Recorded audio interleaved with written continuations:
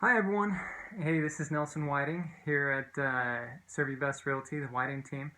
And because we are looking out for your best interests and because we want you to be outrageously happy with the help that we're giving you, I have some tips today, some little secrets, some little known and little implemented tips on how to increase your chances of winning a bidding war.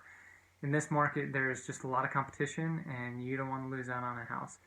Um, what a lot of people end up doing is they have to go and do new construction where they're not getting a finished basement and they're not getting uh, landscaping at all on their property and paying the same for a house that they could have gotten an existing house that's a great house because there's just a lot of competition and there's a shortage of homes on the market right now. 4 years ago, I was given the advice that if one of your clients doesn't want to be in a bidding war, then just tell them not to treat it like there's any competition, just to make the offer with the terms that work for them, that they want, to feel like they got a great deal.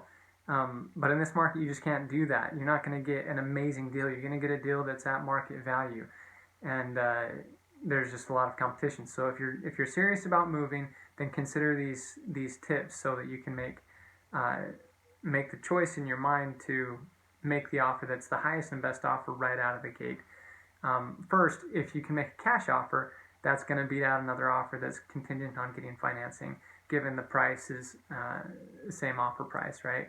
So if you can make a cash offer, great. If you can't and you're getting a loan, try and do not only a pre-approval with your lender, but try and do what some call pre-underwriting, where the lender actually goes through and they do a more in-depth approval of your loan so that you can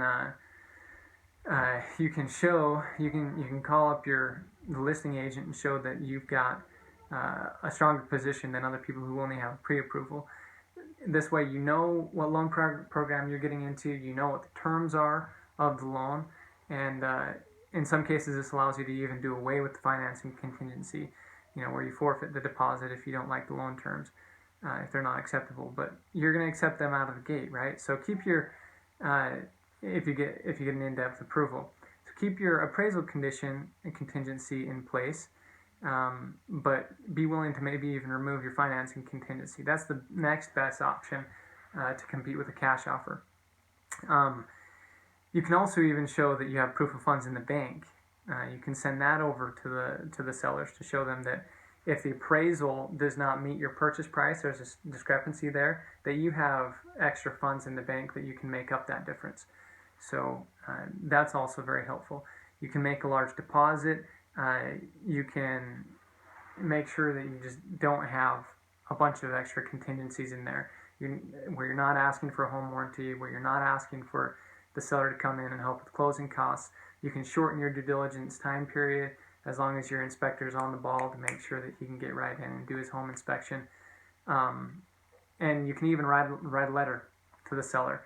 If an investor's coming in and the seller knows that because you've written a letter to them, that you're going to take care of the house, that you appreciate the house, you appreciate the neighborhood, you'll be an asset to the neighborhood, and you're going to give love to the house that they've given love to for so long, you're probably going to beat out an investor in a lot of cases, especially if those terms are pretty close.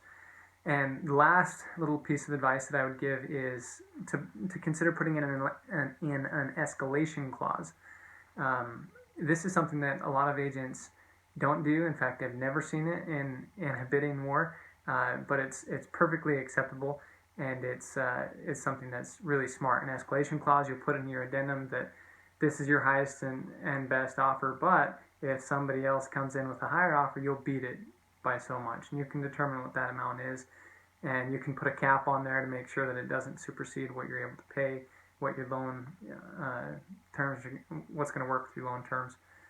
So those are a bunch of things that you can do.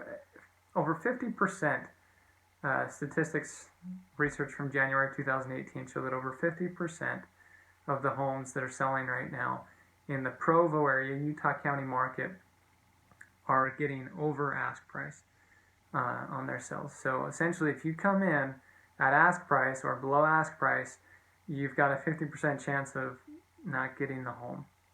So make sure that you call us. There's more things that you can do to make sure that you get into the house that you want and win out on a bidding war.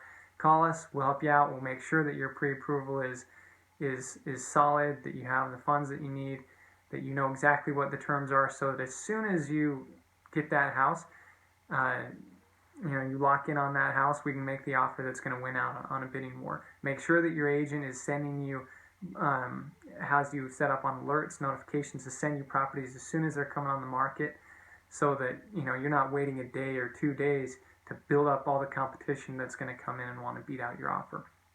So remember those things. We want you to be outrageously happy with working with us. So give us a call and we'll set up a time to meet.